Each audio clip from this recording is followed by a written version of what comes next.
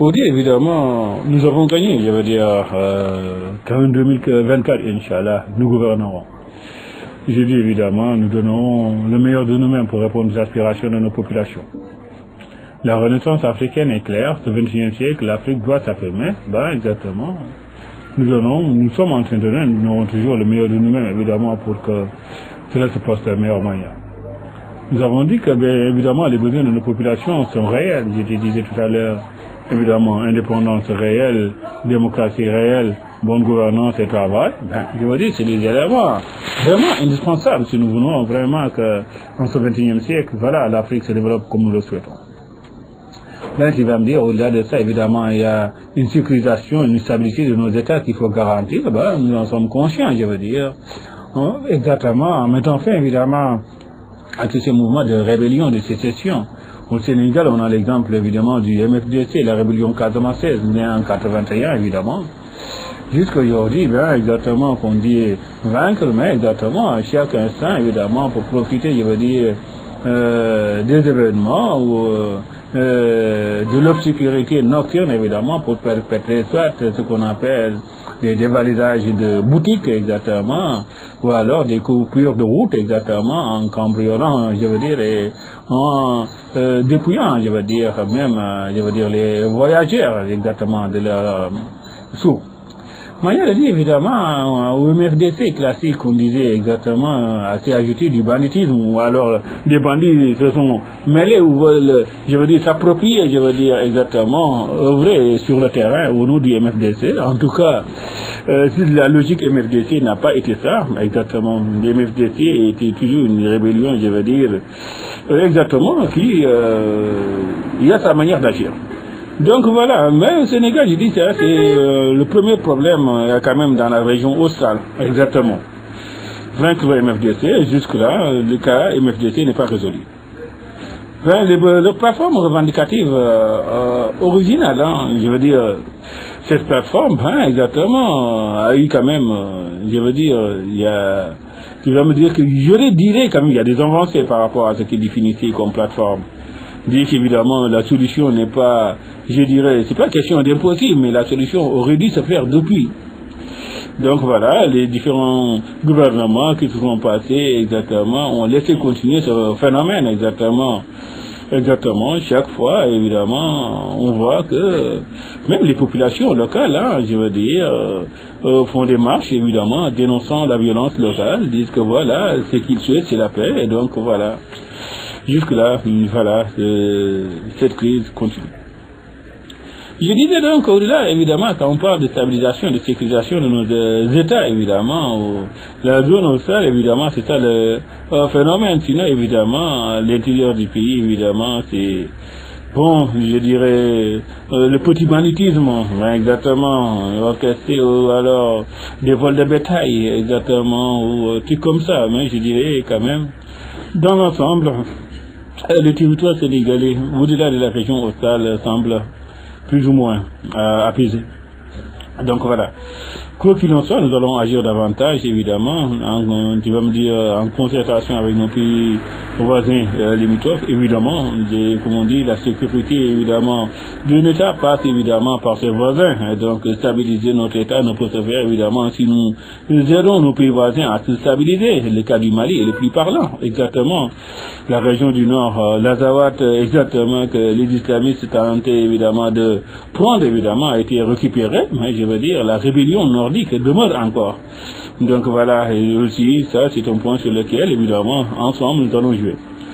Du côté nord, évidemment, c'est la Mauritanie. Enfin, la Mauritanie, quand même, sa stabilité semble plus ou moins avérée, exactement, en concertation, évidemment, nous allons agir davantage, évidemment, pour renforcer les liens de fraternité qui existent entre nos deux peuples. C'est pareil aussi ce qu'on fera dans la zone australe avec la Guinée-Bissau, évidemment, avec qui nous sommes d'ailleurs en partenariat renforcé, Guinée-Conakry, évidemment, pareil, pour dire qu'évidemment, la Gambie, exactement, c'est là aussi, je veux dire, tous les pays limitrophes, apparemment, je veux dire, en continuant à renforcer la stabilité, nous renforçons davantage notre stabilité.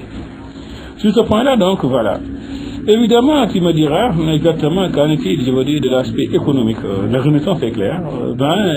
La monnaie coloniale, nous ne sommes pas nés sous l'ère de la colonisation. Nous ne devrions même pas voir cette monnaie, à plus forte raison, l'avoir dans nos poches.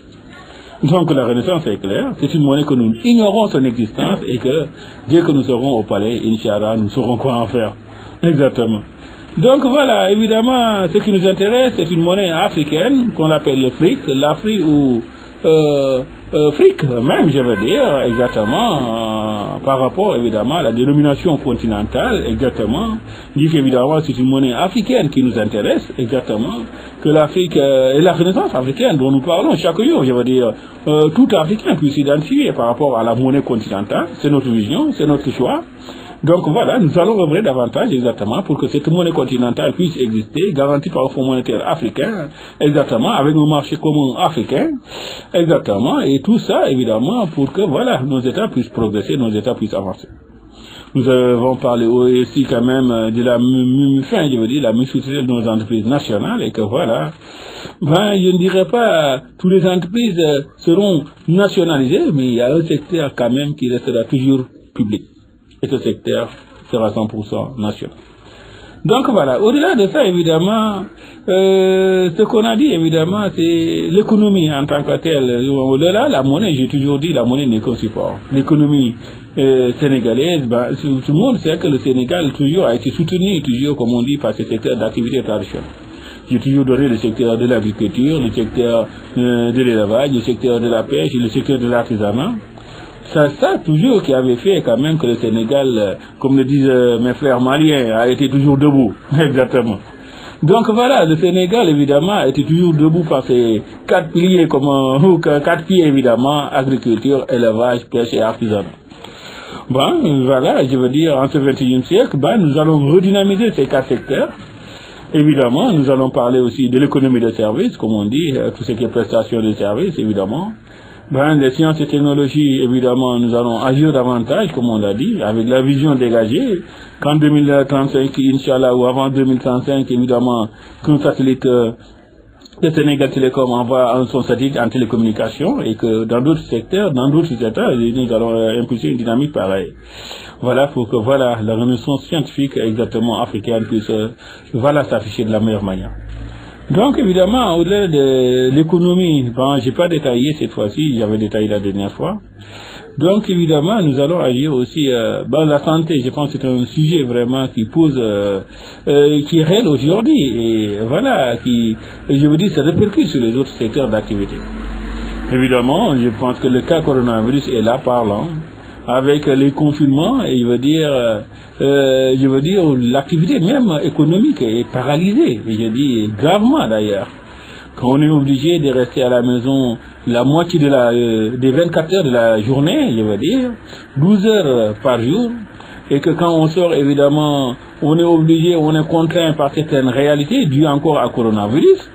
À part de ce moment-là, je veux dire, nos États marchent au ralenti, et qu'il faut quand même arriver à pallier cela. Nous disons clairement que c'est un médicament, un drogue que nous attendons évidemment de la part des labos, exactement. Les labos occidentaux semblent évidemment ne pas s'acharner pour nous produire le drogue, exactement, que les labos africains s'en mêlent, je veux dire.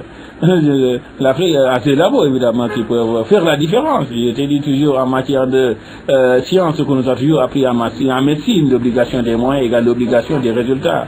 On nous a jamais dit il faut attendre que l'Occident fasse. L'Occident n'a pas plus que nous, n'a pas plus de connaissances que nous, je veux dire. Sur ce point-là, je veux dire exactement, nous sommes aussi compétents, ou plus que compétents, je veux dire, et la solution, nous n'attendons pas d'eux qu'ils le fassent. Évidemment, s'ils ont plus de sous que nous, je veux dire, nous avons nos compétences et nous sommes prêts à tout faire, évidemment, pour soigner nos populations. C'est ce que j'ai donné d'ailleurs avec les maladies classiques, en disant que les maladies jusque-là ignorées par l'Occident, les maladies